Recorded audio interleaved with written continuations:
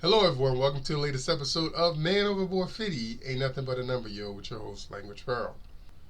I recently returned from a 2-week visit to Europe where I visited France and Spain looking at potential places for retirement in 2026. In France, I visited Paris, Bordeaux, and Toulouse.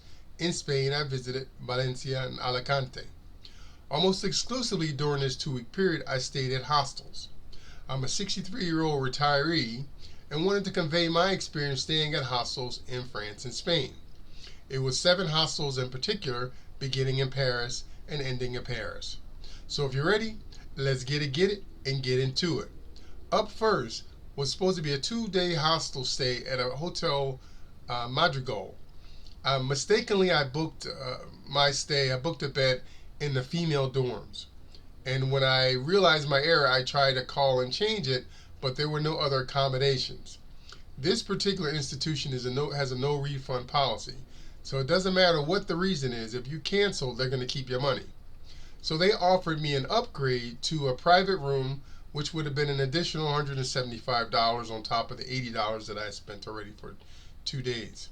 And I believe that I could find much cheaper accommodations in Paris for a lot less money. So I decided to decline their offer, and they actually did keep my $78 for the cancel of reservations. So I did not actually stay at this place. You want to be very careful when you book accommodations that specify no refunds, because when they say no refunds, that's exactly what they mean.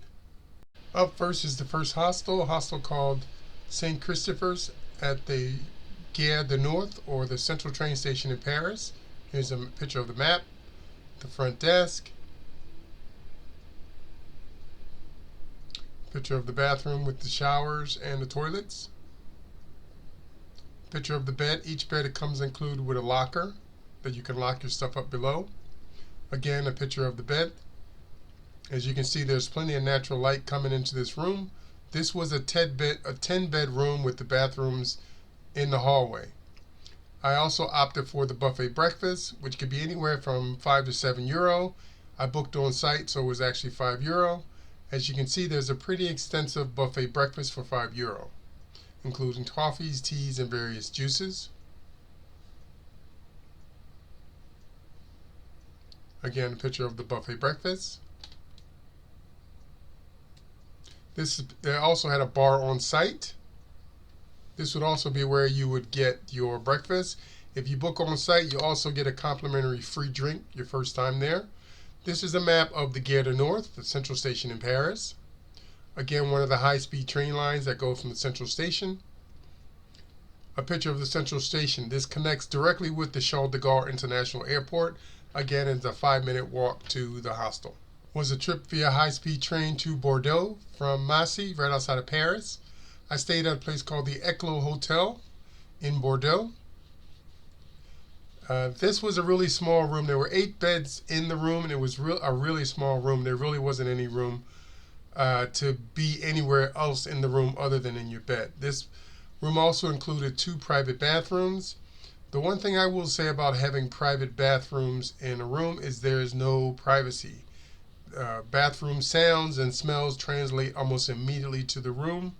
So given a choice, I would always opt to have the bathrooms outside of the actual room.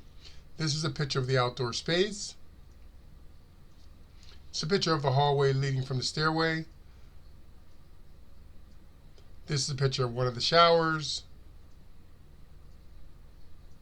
This is a picture of the toilet. Again, there is no privacy from other people that are in the room when you're in the bathroom. This is a picture of my actual bed, the lower unit. Again, a picture of the 4 beds. Again, a very small room, very crowded with 8 people. This is the main dining room, a very nice space. Again, a picture of the 4 beds with the 2 bathrooms in the background. Okay, next up was a bus ride from Bordeaux to Toulouse. Again, I decided to stay at the Hotel Eklo Hotel and Restaurant in Toulouse, part of the same chain as the one in Bordeaux, but I think a much nicer hotel. This unit actually was a 10-bed unit, but actually a much larger space. Again, it did have private bathrooms, a private bath, a private toilet, and a private shower which I don't recommend when you're staying in dormitory rooms because there's just no privacy when using the bathroom facilities, and there's no way to escape both sounds and smells emanating directly into the room. I decided to have the lunch at this particular hotel. It's called the menu du jour. That was a pulled pork, coffee, and a French onion soup, all for the price of €17. A very delicious meal. Here is a picture of the main dining room or the main hanging out space in this particular hotel. Now, I only decided to stay in this particular hostel for one day. Then I thought I needed a break, so I decided to rent a hotel room. This is the hotel room that I rented, which was close to the center of town. It was actually a very nice, clean hotel, and I did welcome the privacy of having my own space versus having to share my intimate space with others.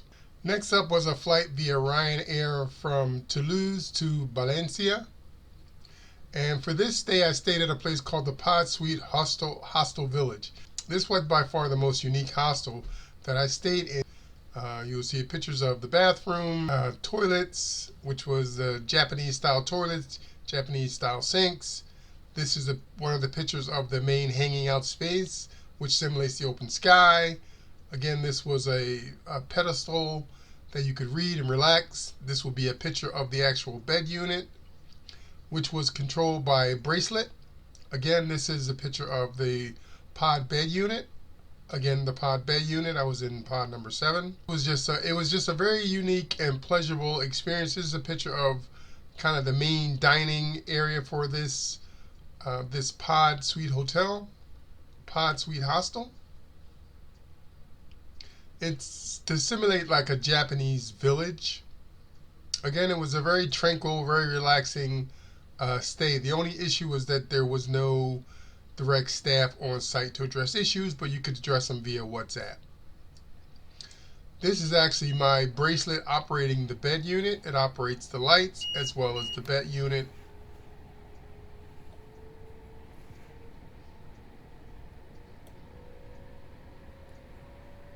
It also operates the internal doors. There are locks on the internal doors, and it operates your individual locker, all via a bracelet.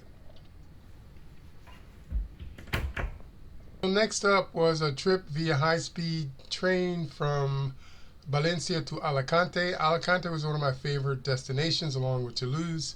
In Alicante, I stayed at a place called Hostel dos Escaciones, or 2 stations. It was literally about a 10-minute walk from the beach. In this picture, this is kind of the main hanging out space, which you can see is not very big. It's a very small space, and staff, which mans that desk, doesn't show up until after 3. The bathrooms, of course, these are pictures of the bathrooms, toilets, sinks, showers, which were all downstairs in the common area. Obviously, there's a men and women's shower. As I said in previous videos, I actually prefer bathrooms that are away from the dormitory to avoid the smell and to give you some privacy. This is a picture of the actual dormitory. I think it was a 12-bed unit. That's my unit with the open curtain next to the window. Again, this was not a place to hang out. You just really just went to this specific room to sleep. Up next was my return trip to Valencia via high-speed train. Back to Valencia. I stayed one night at this hostel, and this is a typical like youth hostel. I think the rate was something like $15 a day. It was an older place, much more worn down, much more typical of what you would find in a youth hostel, like lots of young people. The beds were kind of rickety. The bathroom was a little old. The stairs were beat up. But it was a clean, safe environment. It was only $15. So I decided to stay there. Now, it was a bit of a walk from like restaurants or the center of town, about a 10 to 15-minute walk. So it was nothing really close in the proximity of this hostel. But this hostel did, in fact, have a restaurant. They had a bar. They had free dinner on certain nights. They had free other activity. So it was what you would expect to find in pretty much a youth hostel versus somebody else, other hostels that I stayed in, which I think catered to a slightly older, more mature crowd. One thing that I will say when you stay at hospitals is you may encounter people who are talking after lights out or who are making a lot of noise, who are a little inconsiderate of the guests. And typically, what someone would do is to kind of clear their throat to let the person know, okay, there are people sleeping, so you need to be quiet. But in some instances, I think one instance I had to actually tell the people to be quiet because other people were sleeping. Typically, that doesn't occur because most people are cognizant that they are in a shared space and act accordingly. Now, when you stay at hostels, you do have to understand that in exchange for the cheap price, you are in fact giving up a lot of privacy. And so, if you are a very private individual, staying at hostels could be a tougher challenge than staying at a typical hotel or small pension in Europe. Thanks. We'll catch you on the next video. Ciao for now.